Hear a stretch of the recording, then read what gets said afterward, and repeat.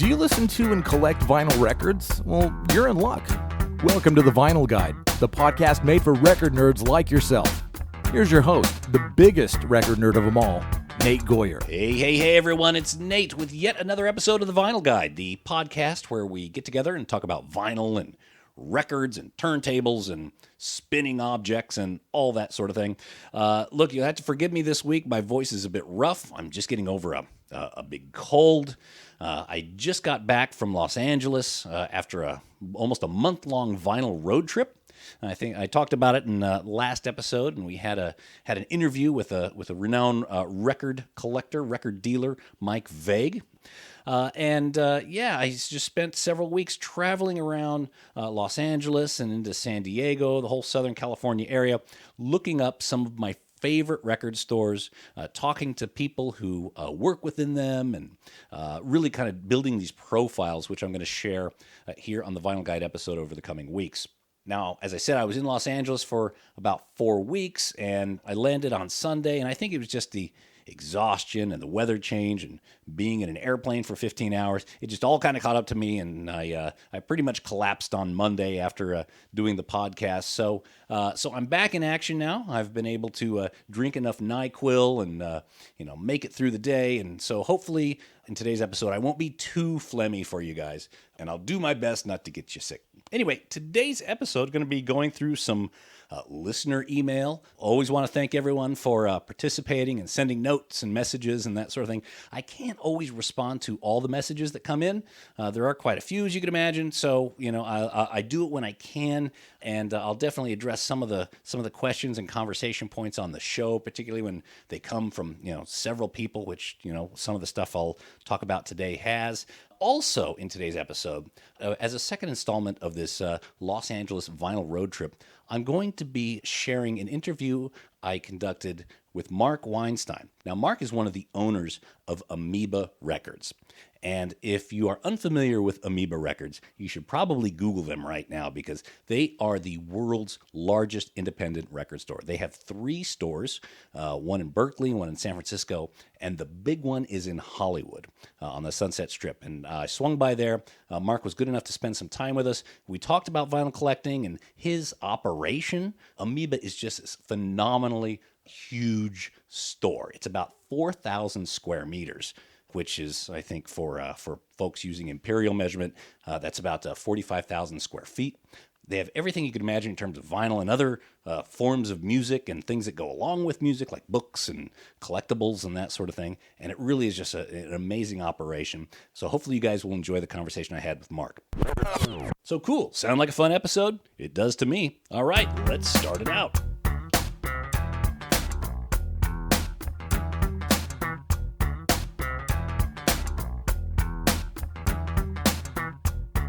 All right, it's time for some listener email, and I got to tell you, I get a lot of email. I can't answer it all individually. I try to when I can here and there, but look, again, thanks everyone who participates and sends me some questions. You give me some great topics to talk about, and of course, if I hear multiple questions coming in, I try to address it here on the show.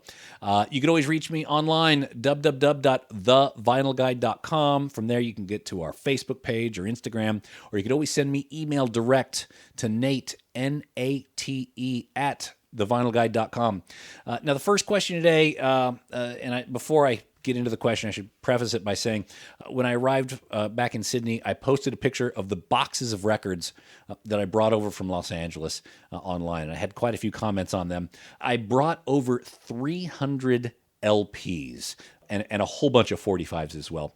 But it was an incredible amount of product, and a lot of people were just amazed that I was able to get it through, or they must have thought it cost a fortune. This email is from Sheila in Miami. Hello, Sheila. Nate, how much did it cost to get all those records back to Sydney? I work for Federal Express and couldn't get those records shipped within the same country for less than $2,000. What's the secret? All right, Sheila, you're absolutely right. They would be very, very expensive to send those records via like FedEx or even postal service. It would not warrant me actually doing that. No, I put all those records in my suitcase. I had several suitcases, and I distributed the weight across those suitcases, so it just came in underweight, so I didn't have to pay extra for the airport taxes or the heavy bags or whatever like that. So to answer your question, I paid $0 extra to get them here. They all fit into the luggage that I had allotted to me. So it actually goes to maybe even a larger point of how did I pack those records? Because I got to tell you, I got those 300 records back to Sydney. None of them were broken. None of them were bent.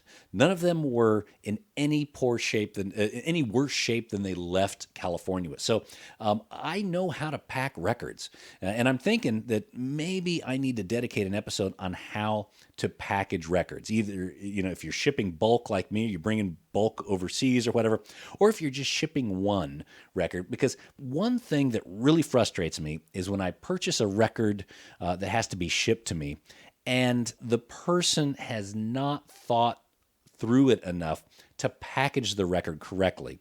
And a record that leaves their hands in near mint shape and arrives to me in VG plus shape due to poor packaging, it is an absolute shame. So I think I'm going to do an episode just on how to pack records, because there seems to be a lot of people out there who don't know how to do it. And so I'll go through that. Not today's episode. We've got a lot to get through, but certainly in a future episode. Also, when shipping bulk, I've got some techniques on how to do that as well. I know a lot of folks like to travel and they like to bring records home with them. I'll share absolutely all my techniques on how I package records, how I got those 300 records from Los Angeles to Sydney, and all of them arriving in fine shape. I've done that before. I've done that multiple times. I mean, a lot of my collection comes from different parts. Whenever I travel, I visit record stores and I bring stuff back with me. So, and I've never had a problem because I've got a few basic rules that I follow when I prepare them for shipping. So I'll make sure to share those with you guys on a future episode. So thanks, Sheila. I do appreciate it.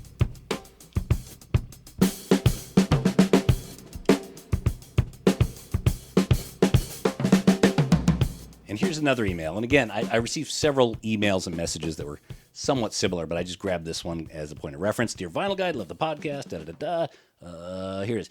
You didn't mention the death of Lemmy, but assume that you're a fan. Just wondering what your favorite Lemmy LP is.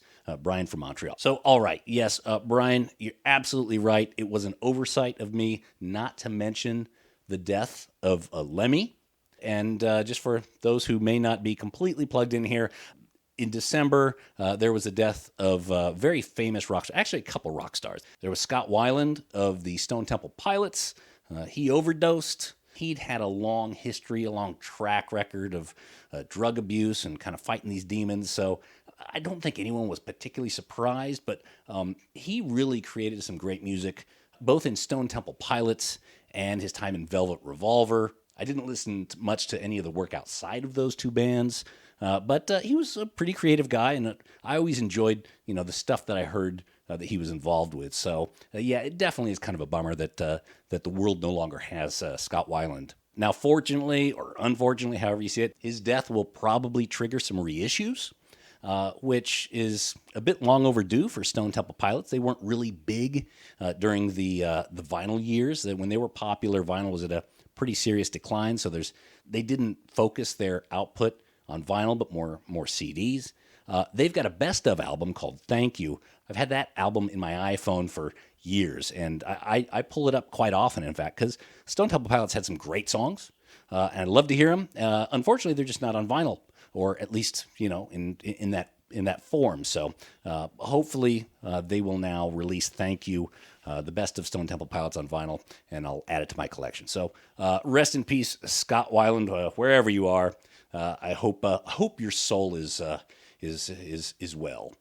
Now, I think the biggest news, the biggest passing in December was that of Lemmy Kilmister, most notably known for his work, his leadership with the band Motorhead, but he played in other bands as well. I particularly like his work in Hawkwind. So to go to the question, what's my favorite Lemmy album? When it comes to Lemmy overall, I mean, look, Motorhead, I like No Sleep Till Hammersmith. I think that one's a real, kicks you right in the pants type of hard rock album. But when it comes to my favorite album where Lemmy contributed to, I would have to go back to Hawkwind and probably say In Search of Space, or what's the live one? Oh, Space Ritual. He played on Space Ritual. Now, one thing you got to know about Lemmy is he used to be a rhythm guitarist. He actually used to, this is absolutely true, in London, in his younger years, he used to share an apartment with Noel Redding, who was the bass player for Jimi Hendrix. And for a while, Lemmy was a roadie for Jimi Hendrix. So it's kind of a kind of an interesting early career for him. But he was a rhythm guitarist, and then he switched to bass when he joined Hawkwind. So he brought some of those rhythm guitar sensibilities into playing the bass. So rather than playing kind of one note at a time, do, do, do, do, he started playing chords and kind of hitting multiple strings at the same time. And that was part of his style, and that's kind of what he brought in. That was the innovation he brought into rock and roll. It really made him a really good part of the rhythm section. He could hold down more than kind of just traditional bass players at the time. He could put chords in the low end. So that's why you have a band like Motorhead that could survive as a three-piece but be as heavy as they are because of Lemmy's bass playing. So that's probably my favorite Lemmy contribution. That and the Dave Grohl project, Probot. He did a song with them, Shake Your Blood, which is, again, a real ass kicker. So yeah, Lemmy will be missed. Really, he was just a real authentic human being. He lived a life that people dream about, but they would never do. I mean, he drank and he smoked and he fornicated, and he really lived by his own rules. There's something really admirable about being as authentic as Lemmy was. So we're talking about him in past tense. And he was an icon. He was really kind of a man of the people. One of the things that I noticed is shortly after Lemmy died is people started posting pictures of them with Lemmy. And it kind of struck me that, wow, Lemmy would take a picture with just about anyone who asked, and he was very accessible, and he's very gracious, and he was always happy to, okay, here's a fan, I'll take a picture with no problem. And all the pictures are always Lemmy with a drink in his hand or with a cigarette or something. He always looks the same. There's no mistaking, like, who is that? It's always Lemmy. He's always had that kind of same facial hair, the same kind of length of hair, the leather, sometimes the hat, but it's unmistakable Lemmy. So Lemmy was a legend before he died, and now he'll be canonized. He's a saint now. So good on you, Lemmy. Look, you lived a rock and roll life. You didn't compromise. You were authentic. You were honest, and you knew how to rock and roll. And your contributions will certainly be missed, but we're glad we have the music that we have. So well done, Lemmy. Let's all raise our glass to him.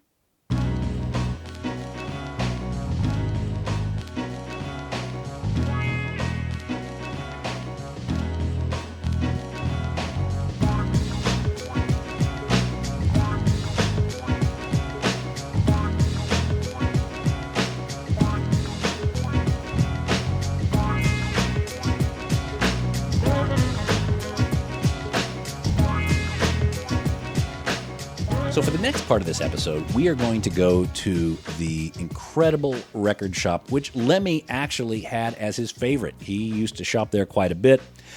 It's on the Sunset Strip. It's Amoeba Records. Now, Amoeba Records, for those of you who don't know, it is the world's largest independent record store, perhaps the largest record store, period. They've got this incredibly huge operation. They sell about 1,000 records a day.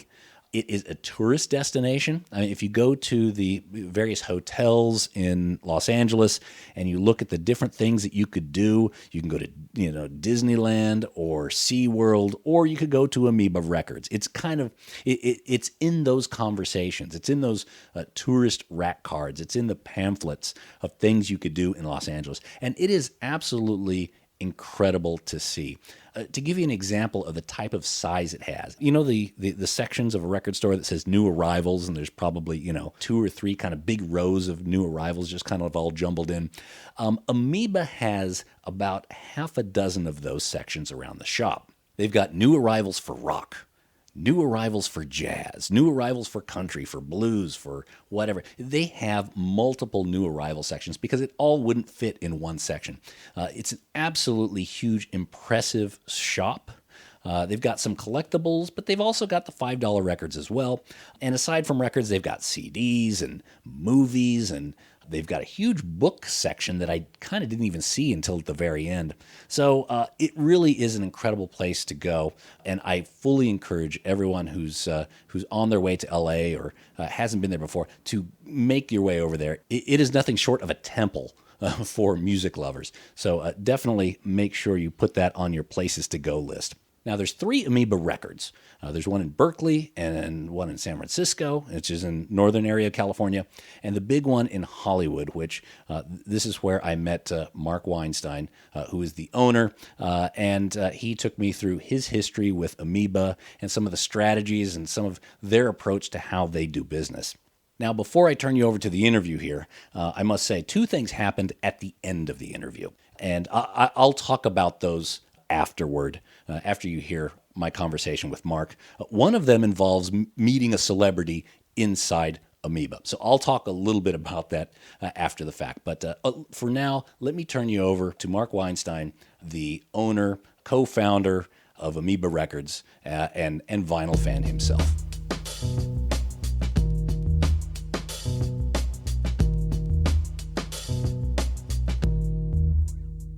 So I'm continuing the record road trip here in Southern California, and if you come to the Los Angeles area and you're a record collector, you have to consider some time at Amoeba Records here on the Sunset Strip.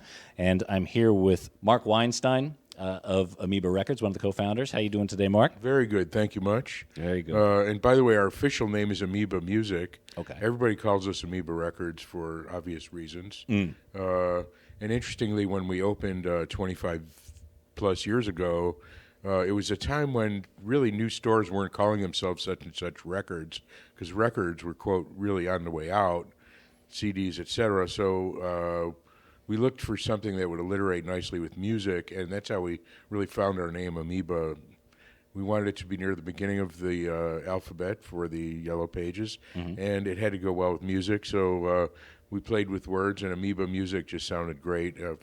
We sort of were near a university. We wanted to be kind of psychedelic and maybe scientific, or just sort of appeal to college crowd at the time. So anyway, that's how we came upon the name. Oh, okay. Yeah. So that takes care of the first question there. And I was going to ask you why you didn't pick a name that was easier to spell, because I probably write it 3 or 4 different ways. Right, I know. Well, it has worked out fine. I was a little skeptical at first. We love the name. We actually considered dropping the O and just calling it AMEBA, which is an alternate spelling that actually technically is okay. It looks great. It's worked out well. It's sort of, it makes it even that much more of kind of a secret club for record collectors. And, we have this unique name, but a lot of people literally don't even know how to pronounce the name sometimes. Okay. Well, fair enough. Well, it absolutely has worked out great. This is we're here in the Hollywood store, which is the 3rd Amoeba Music to exist. Yes, exactly. Yeah, and the largest, I would imagine. Absolutely. As well. Can you describe, for people who haven't been to Amoeba Music in Hollywood, can you describe this store? Well, it's a whole block on Sunset Boulevard. The interior space is 43,000 square feet, which is a full acre, basically, of music. And it's completely packed with music and film, LPs, CDs.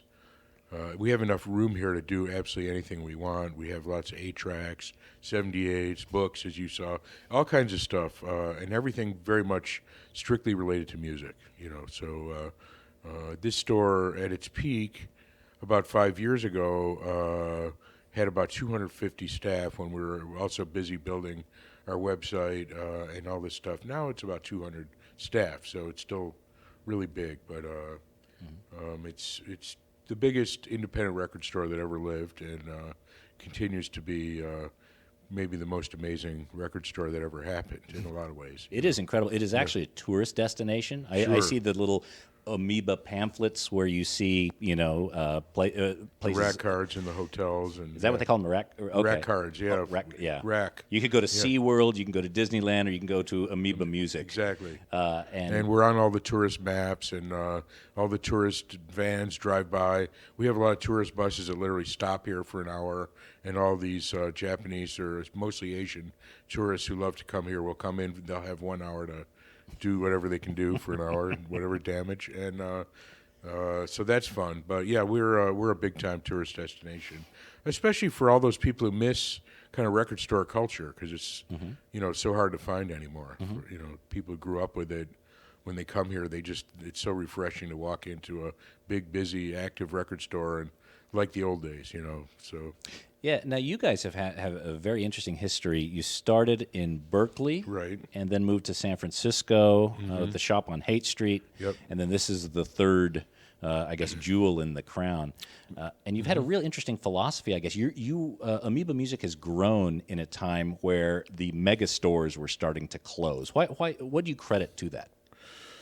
Well, our timing really was was a personal thing. My partner Dave and I were at a time in our lives when we were really ready to go, at a time when kind of the giant big box stores were swallowing up a lot of the small independents and chain stores. But when we opened in 1990, it was a very transitional time, and LPs were falling out of favor, CDs were very big, and a lot of the earliest chains were kind of failing to a great extent because of all the big box stores that were coming into the market. But we kind of filled a niche.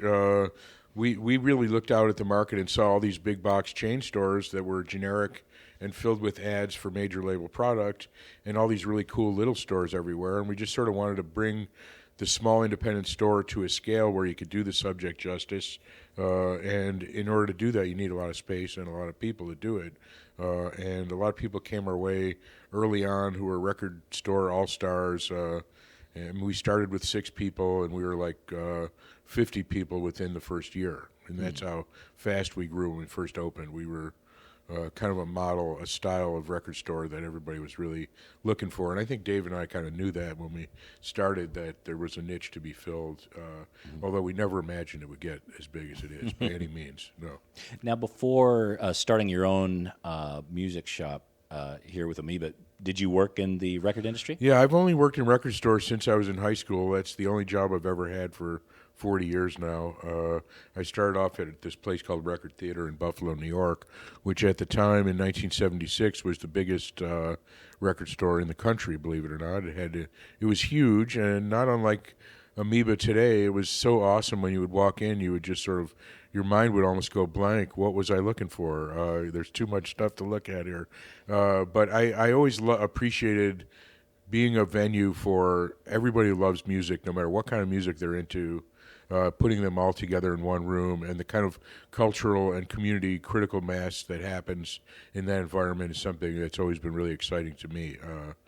Really, I love music. I'm a drummer myself. I collect, but I'm not the record geek that a lot of my staff are, really. I just love the culture of it more than anything. So I feel so lucky that so many great people came our way over the years. When we decided to open this store in L.A., I mean, not only were there a million record geeks in L.A. that wanted to work here, but people constantly moving out here because of the business from all the mid-sized cities in the U.S., like Cincinnati and St. Louis and Buffalo, where I'm from. A lot of people, I have like 4 or 5 record store people from Buffalo that work here, but every mid-sized city is pretty well represented in our staff, and a lot of them are musicians, and but a lot of our success has everything to do with all the people that kind of came our way that wanted to be a part of it over the years. I would imagine you would have to assemble a crew that is not only knowledgeable but also has that same sort of appreciation for the music culture just to make it work. Yeah.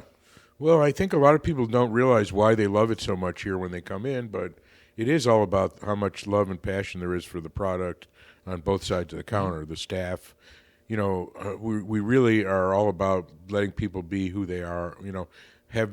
We don't tell anybody how to talk, how to dress, how to look at all, and therefore, because record store people are so interesting, they're very arty, they're very expressive. We have an amazing staff of really sweet people that I think it's unparalleled in the history of record retailing that so many great and deep record geeks work in this store. Well, I think that's part of the formula, at least from my perspective, of a great record shop is someone who really having a staff that is not only passionate, but they also make recommendations. Mm-hmm. I was lucky enough to have older brothers and sisters that kind of help guide me, but not everyone is, and you need those record guys to kind of put you on a different path than you would have normally taken without them. Oh, absolutely, and that's one of the big points of contention or discussion over this transition that most people are making to purely digital and streaming and logarithms instead of going to a record store and actually meeting somebody who knows what they're talking about, and sort of the real life serendipity that goes with shopping in a brick and mortar store is hard to achieve online, obviously. And right. Yeah, I think people really appreciate being able to talk to a human who loves music and who might know something about what they're into or be able to direct them, for sure. That's great. So in terms of the records, now I saw all the records. What's an approximate number of records that you have at the Hollywood shop at any given time? Well, if you count everything, it's at least 500,000. We never had an exact number, but between what we have in the building and at our warehouse, I mean, we have over 1 million items, but in the store at any given time, probably 500,000 items, at least 250,000 different titles in stock, but that's an ever-changing number. What, the advantage of our business over historically a lot of big record stores is we are about 50-50 new and used, and the used stuff obviously that's always been more interesting to me.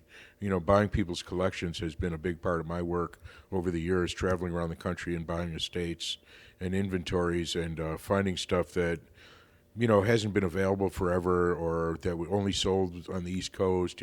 I bought a collection last year in Queens, New York, where the guy bought all his records at one record store in Midtown Manhattan his whole life, but he amassed 28,000 records, and he was really into soundtrack composers, and all kinds of weird world music and orchestral music, and he had all these private pressings of compendiums of all these different composers that I had literally never seen in all my years, and that's the kind of gold that you'll find when you come to this store is, someone amassed a collection over the course of their life and either sadly passed away or had to sell before they moved into an assisted living facility or whatever, and those collections are rare.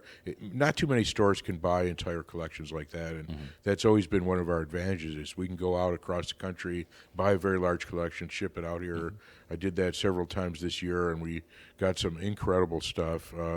5-10 years ago, I used to do it very regularly. It's not quite as common to find that stuff as it used to be, as more and more people kind of think they either have something of value and or most people have sold off a lot of their collections as well. So now that's interesting because you've got Los Angeles has I want to say 150 record stores maybe. I mean there's a heap of them. So the competition for the different collections that come up locally must be very intense.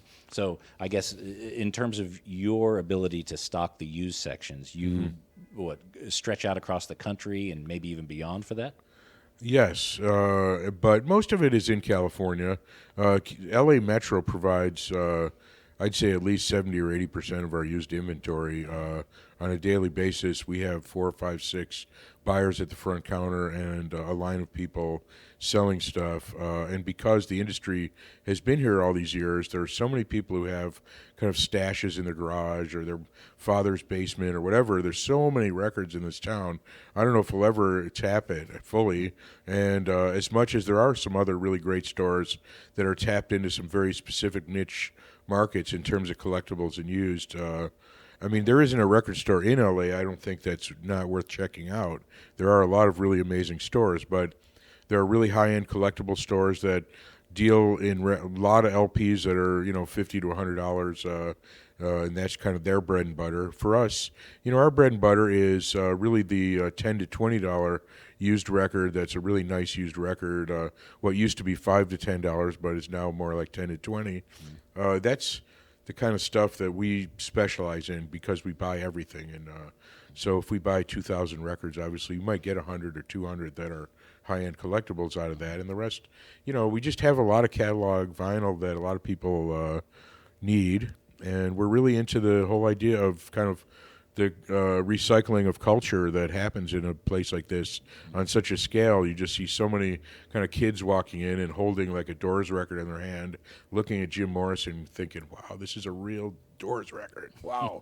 And it's only $8, so I'm buying it. But the excitement and the passion and all that, and the kind of turning over of the generations and the different kind of records, what each LP represents in terms of how it might influence somebody. I just am so interested in all that. So it's always been a joy for me to just watch people shop and where people go. We have one of the interesting physical features of our store is we have a second story mezzanine, and from that vantage point, you can look out over the store and see everybody shopping. When it's really busy, it's so fascinating to just see where people are walking, and you just think about each of us as kind of like a cultural filter.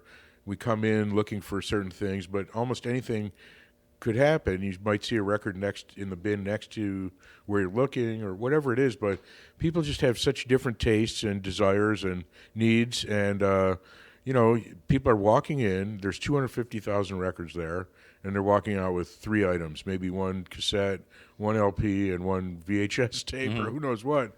But all of that went into that decision-making process. Anyway, I find it very interesting, needless to say. So you've got a lot of things coming in this shop, and I could imagine, like you said, the entertainment industry has been rooted here for 80, 100 years now. What sort of interesting thing, maybe if you could think of 1, 2, or 3 interesting things that have come through the door that you thought were only could happen in Los Angeles? That could only happen in Los Angeles. Well, let me think about that for a second. I mean, most of what is the most unique stuff that comes in here a lot of times is paraphernalia related to records, because we have so many people who have boxes of 8x10 glossies and kind of promotional items. And in fact, recently one of the pricers showed me I don't know, have you ever heard of, there's a record called Crash and Burn by Pat Travers. Okay. And at that time, I believe it was A&M, put out, was it Polydor? Yeah, you're right. They put out a promotional item which was basically a Coke mirror, and it had like the little slots in it that you could lay the lines in, and it was a Pat Travers Crash and Burn. It had the label logo and everything on it. I mean, I just found that to be a fascinating relic of the late 70s, early 80s. But as far as LPs go, we bought, I don't know if you read, but recently we had a copy, for example, of Dylan's Blood on the Tracks, which was a really rare, right off the press kind of test pressing that literally had versions on it that were otherwise never released. And it's an extremely sought-after LP, and I think we sold it for about $30,000. We don't have too many records that sell in that price range. That was a pretty exciting and a rare item that was in a plain white sleeve that we didn't even know we bought at the time we bought the collection, and only in trying to figure out what it was up in the record pricing room did we realize what we had. But stuff like that happens all the time. I'm a collector of kind of weird avant-garde jazz. I have a couple hundred Sun Ra records, for example. I'm a big Sun Ra freak, and we have people walking in with these collections that include all these rare old El Saturn Sun Ra records, and it's about the only thing I ask the buyers to sort of show me before they price and put out, because, I mean, I have enough records. I don't need any more myself, but I'm always looking for whatever Sun Ra comes through. But just as a measure of how much interesting stuff comes in here, it's amazing how much rare Sun Ra walks in the store. Mm-hmm. And I think that would be true for anybody, no matter what they're into. It's just, big city stuff, Mm-hmm. So you've got your own collection. How do you make that decision on whether something stays in the store up for sale or if it goes home and you enjoy it for a while? Well, as I mentioned earlier, I mean, at this point I feel like I have enough records. I'm not really out looking for almost anything. If I hear an interesting new release or, if someone turns me on to something, certainly I'll bring it home. But I don't really go looking through the bins, looking for stuff to bring home anymore.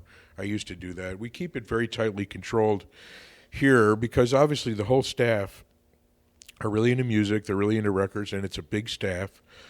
So we have a little area upstairs where people can kind of stash what they want, and we limit it to 8 or 10 items at a time is all anyone can ever hold, and it's even pretty strictly regulated what they can hold. But on the other hand, everybody who works here is allowed to borrow almost anything we have and check it out and learn about it so that they can know what it is or write about it.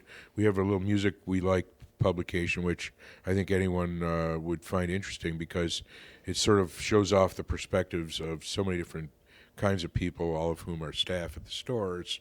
But it's everyone has such a different take on it. No, that's always been a challenge for a good record store to keep the good stuff out in the bins and not in the stashes of the staff. So, yeah, we have that pretty well controlled, at least in such a way that the staff still gets to hear whatever they want to hear and still buy stuff too. So. So, being in LA and being around the entertainment industry, have they ever come to you personally, or you and your partner? I mean, has there been any sort of? Do you consult with them at all? I mean, not at all. No. I mean, there's obviously one-to-one conversations that go on throughout the store, which may provide some insight to the label people. But historically, no. We've really, I mean, I've always been really cynical of the business as a whole. And when we were first opening in L.A., we had reps coming in here, looking around, going, "We're going to own those windows, man. I just want you to know we're gonna pay you guys good so we can own that window right there on Sunset." And we've never put a single label display in any of our windows ever on purpose. We don't want to have anything to do with that kind of promotion. So we like to put all the indie artists right up against all the majors and give them the same weight in the bins. They all get their own bin cards. Part of why people love the store is a lot of the smallest bands have their own bin cards, and that a lot of those bands will come up to me and say, "Dude, thank you so much for giving us our own bin card, because that really means something to us." They stick out. To have our own card in Amoeba really means something. But that's just we've always tried to make it as easy to find whatever, but also to kind of give as much weight to the indies, or even more weight to the indies than the majors, because the majors have all this weight and money, and I'm personally politically very aware, and I make a lot of my decisions based on my politics, and I really have never felt like label people for the most part, or anything like me at all. I've never gone to any of the kind of organized conventions for record retailers or any of that kind of stuff, because all that patting each other on the back kind of stuff I have no interest in whatsoever. To me, my degree from college is in fine art. I'm a painter. I'm a musician. This is all about the art side of the business, not about the kind of corporate or selling side of the business.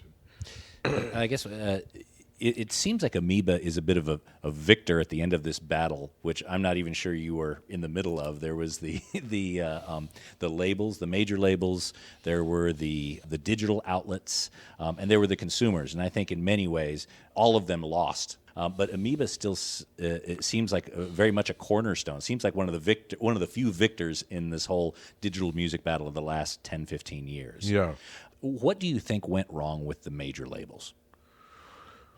Well, more than anything, like with a lot of corporate entities, the people didn't know anything about the product. So they didn't care about the product. They didn't know really why the audience loved the artists. And, I mean, there was just a disconnect from the very top and all the way down. I don't think they ever had a clue how to merchandise most artists. And so I think they have made so many mistakes along the way. The digital era was such a classic example of their miscalculations and their ignorance.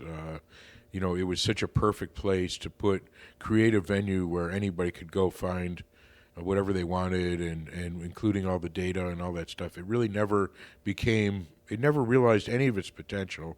It just got totally corrupted by money from the beginning. But the majors could have had a major say in how that all developed, and really lost their chance to keep the business going by just sort of letting it, being so slow to adapt that technology. But all along the way, obviously, the ways I used to, being into the used business, I've always buy collections from, let's say, music directors and, the promos. I would buy box lots of promos for like $1 each and sell them for $3. And those were things that the artists were getting charged for in their contracts. And I mean, there was so much corruption in this business over the years, and it's really sad that no one ever really took the time and effort or had the passion or knowledge to merchandise the product. And that's really what it comes down to, as far as I'm concerned. Do you believe any of that is rooted within like copyright law, or just the structure of kind of how a payment or how money exchanges hands in the entertainment industry? That's a complicated question. The answer to that is multifaceted. I mean, if you look at how some of the great independent record labels operated and grew over the years, you see people with real passion doing it right. For many years, they had a great run, or they still do, and a tremendous success. And the majors just they may as well have been selling hardware. I mean, they just didn't know anything about music, and therefore were never really qualified, except for the fact that they had the money and the muscle, so it was always corrupt from day one, and sadly. The earliest days of the record business obviously were the most exciting, when there were rack jobbers who were riding around literally on bicycles selling 45s at every market that had a rack of records, and oh wow, this is selling really well, I'm going to give you 20 of these instead of 10. I mean, those were the days when people were really at street level experiencing the excitement of it, and it all kind of grew from there, but it grew in such a corrupt way, sadly, that not that many people ever got to experience the potential of what it could have been, which now it's too late, so oh well. And what are some of the indie labels you think are doing it right? Some of the ones that are currently going that you want to get behind? Well, we recently did an event, for example, with Lights in the Attic, which is this reissue label up in, they're based in Seattle and Los Angeles, and those guys have always done such a great job of identifying interesting artists and either repackaging artists' work that never really got, the ultimate packaging or kind of story to go with it, their books, their photographs. They do real research, archiving. They do a great job every step of the way, the art. And, I mean, that's an example of, there are dozens of reissue labels that I think are kind of like them. And those are the ones I personally am most excited about. But that all mostly deals with older music, although there's nothing like, discovering some artists that no one ever knew about in the 60s or 70s or whenever, which is another, I think, a great way to kind of mine the cultural history and all that. But, I can't really speak to the evolution of all the other great small labels enough to really, but that's one. I particularly know a couple of those guys, which is part of why I know more about them. But small is always better. I'm talking to a lot of different stores, and I will ask them this question, although I think I know the answer on your part. Have you ever had a Beatle or a Rolling Stone in your shop? Of course we have. Paul asked to do a gig here in 2007, and Paul and his people called us and gave us a couple weeks' notice and asked us if they could do a show in our store. It didn't take us long to respond. And we had this just fantastic. We didn't make an announcement until 48 hours before the event, and we had a line going all the way around this block, and every Beatles fanatic from all across the country that could make it here was here to try to get into the store. Unfortunately, we only fit maybe 1,100 people into the store total, only about half of which were people who waited in line out on the street. There was a whole huge number of, quote, VIPs. Of course, Ringo was here, and Jeff Lynne and Joe Walsh and all these people from L.A. were all here to watch the show. And Paul did an incredible hour-plus show of mostly Beatles music on our stage. So I've had that experience, probably the best day of my life, okay? Mm-hmm. I mean, watching him play with my wife and daughters and looking around at the store and the crowd, and, the connection that Paul has with his audience is, incredible. And it goes without saying, so many people were just so happy, and it was in my store, and I was just like, tears were pouring out of my eyes involuntarily, But I've met, Robert Plant, Jimmy Page come into the store, Elvis Costello, Iggy Pop, a lot of people we see pretty regularly in the store that are in L.A. I mean, it's really the destination for if you just want to get whatever you need. There aren't that many stores left in L.A. that are complete like ours, so, It's fantastic. What do you think this shop's going to look like in 10 years? I'm not sure. It's hard to say with the changing. I mean, a lot of our space that's devoted to, for example, DVDs and videos may or may not still. I mean, we don't really know how it's going to go down the road, but we expect that the market for hard copies is going to continue to slowly shrink, and our ability to keep the stores packed may start eroding. And in the name of that, for example, in our Berkeley store right now, which has gotten significantly slower because of all these changes in the technology, we're trying to get a permit to sell cannabis and put kind of like a cannabis store on the side of Amoeba and sort of use it to kind of bring traffic, also to help subsidize the record store. Whether we'll have to resort to a model like that and the other 2 stores down the road, I'm not sure. But we're working on it. I mean, this store has diversified its inventory a lot the last few years with a lot more books and posters and T-shirts and kind of related stuff. But I think the store will look a lot like it does today, only it could be a little bit smaller. I don't know. I mean, it's hard to keep a 43,000 square foot store packed with goods, and we don't know if we'll still be able to do that in 10 years. So I hope we can. But if not, we'll figure out a model that makes sense, and it'll be maybe a little bit smaller with another outlet in it. Maybe, like I said, in Berkeley, we're really trying to do this cannabis thing and see how that works out. Anybody? All right, I'm sure you'll have a lot of people lining up to help beta test that for you. So just before we wrap it up, what sort of advice would you give people who are just starting to get into physical records, into record collecting, vinyl collecting, building a collection? You've had a lot of years, a lot of experience. What sort of advice would you share? Well, might have some advice, but I would say that one of the things I find fascinating is how individual that is. I mean, people really collect for all different reasons and based on, obviously, their artistic interests.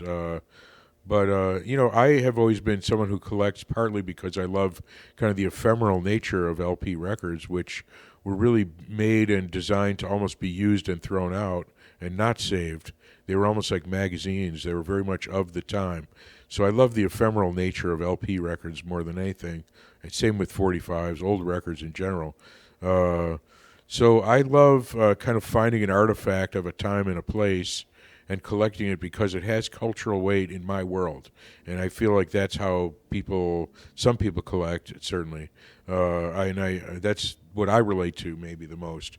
But I think, having a hard copy of a record or a piece of art that is by an artist that you love and hearing it curated in the order that they wanted and the liner notes and all the associated artwork, that stuff is maybe not for everybody in this modern world where it's all about convenience. But for those who really who really care about an artist and want to help support them and want to kind of have something to share with their friends that is meaningful in the way of a collective experience over someone else's art. I mean, it's really a unique experience. There aren't too many people who collect books who sit around looking at books together, but records are really a social thing, and I think a lot of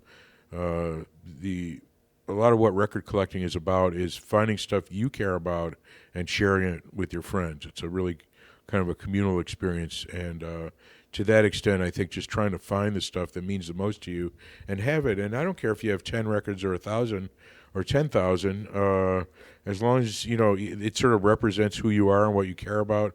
Record collection is really an expression of who you are and what you care about, and so it's sort of a way for you to find out who you are and what you care the most about, and that obviously takes on many different forms depending on the culture that you come from. Yeah.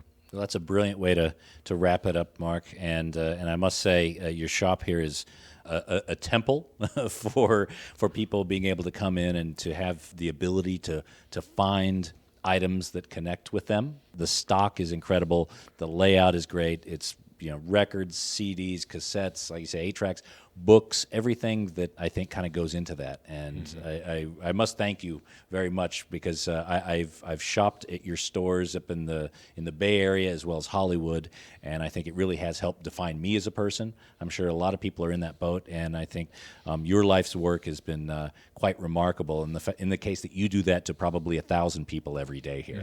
So do want to thank you, Well, Mark. thank you. I feel so privileged and honored to have helped play that role in people's lives over the years. So it really has been a great time for me, and it's sort of, it's everything I was ever about when I was in high school and listening to Hendrix and Beatles records and putting posters up on my wall.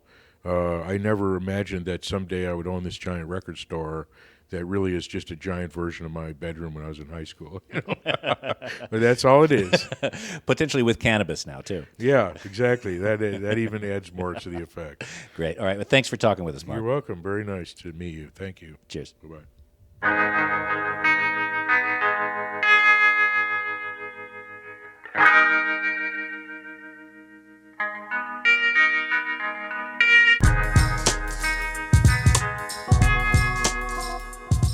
All right, so that was my interview with Mark Weinstein of Amoeba Records. Mark is really down-to-earth guy.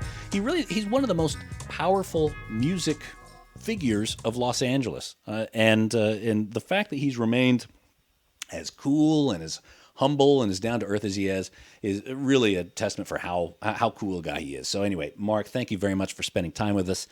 You can tell he's also a record fan. He got into it because he loved music and he followed his dream, and he caught some good opportunities and made the most of them. And he's done a great service, in my opinion, for music lovers, really worldwide. So thanks again, Mark. So I mentioned two things that happened after the interview.